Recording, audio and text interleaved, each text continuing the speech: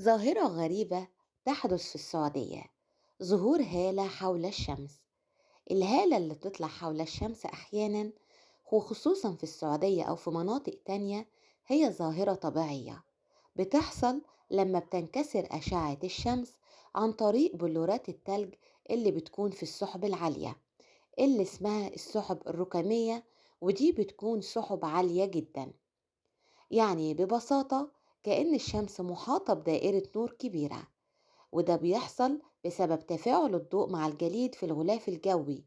مش شيء خطير ولا حاجة، لكنه نادر شوية، فكتير ناس بيصورون وينبهرون فيه.